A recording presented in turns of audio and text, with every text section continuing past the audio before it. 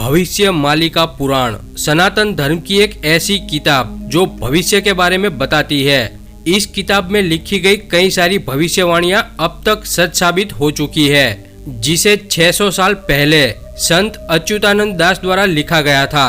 इस किताब में बताया गया है कि कलयुग का अंत कैसा होगा, कलयुग के अंत में इंसान कैसे होंगे, कलयुग के अंतिम चरण में हमें क्या क्या देखने को मिलेगा। आपको बता दें कि हमारे सनातन धर्म के अन्य पुराणों और शास्त्रों में कलयुग की अवधि 4,32,000 साल की बताई गई है। वहीं भविष्य मालिका पुराण में कलयुग की आयु केवल 5,000 साल की बताई गई है और हर युग के अंत में एक संधि काल आता है, उसके बाद ही नए युग की शुरुआत होती है। तो पुराणों के अनुसार इस कलयुग के 5,125 साल बीत चुके हैं, यानी भविष्य मालिका पुराण के अनुसार कलयुग का अंत अब नजदीक है। और इसमें यह भी बताया गया है कि साल 2032 में फिर से सतयुग की स्थापना होगी। लेकिन पुराणों के अनुसार सतयुग शुरू होने से पहले कलयुग का अंत इतना भयानक होगा कि जिसे सुनकर ही हमारी रूह कांप उठती है। बताया गया है कि कलयुग के अंतिम चरण में इंसान भगवान को ही भूल जाएगा, वो खुद के स्वार्थ के लिए किसी भी हद तक गिर जाएगा। इस कलयुग के अंतिम चरण में इंसान की औसतन आयु केवल 20 से 30 साल की ही रह जाएगी और इंसान का कद केवल 3 फीट का ही रह जाएगा। वे अपने सारे रिश्ते नाते भूलकर केवल अपना ही स्वार्थ देखेगा। यहाँ तक कि लोग भाई बहन के रिश्ते को भी भूल जाएंगे। कलयुग के अंत में इंसान मांस भक्षी हो जाएगा। उस वक्त सूरज की गर्मी इतनी तेज हो जाएगी कि सारी नदियां सूख जाएगी। पूरी दुनिया में पाप, हिंसा और अधर्म अपनी चरम सीमा पर होगा। लोग एक दूसरे के दुश्मन बन जाएंगे, सभी देश एक दूसरे पर हमला करेंगे और तीसरा विश्व युद्ध होगा, जो कि इतना भयंकर होगा कि जिसमें ज्यादातर लोग मारे जाएंगे। भविष्य मालिका पुराण की भविष्यवाणी के अनुसार सूरज पर भयंकर तूफान आएगा और उसकी गर्मी के चलते पृथ्वी पर इंटरनेट और सैटेलाइट काम करना बंद कर देंगे। बड़े बड़े भूकंप आएंगे, सुनामी आएगी और आकाश से अग्नि वर्षा होगी, ज्वालामुखियां फटने लगेगी। ये सब कुछ होगा इस कलयुग के महाराक्षस कलि पुरुष के प्रभाव से।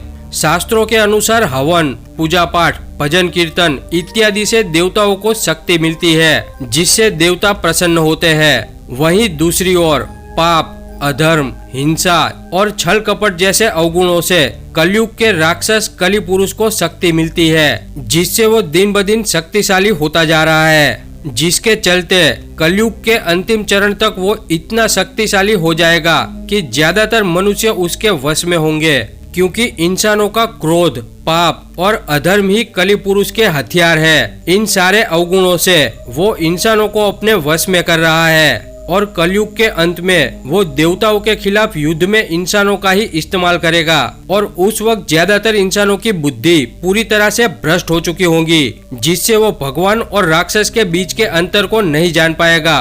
उस वक्त कलि पुरुष के प्रभाव से इंसान भी इतना शक्तिशाली हो जाएगा कि ज्यादातर इंसान भगवान के खिलाफ ही युद्ध करेंगे और कलि पुरुष का साथ देंगे।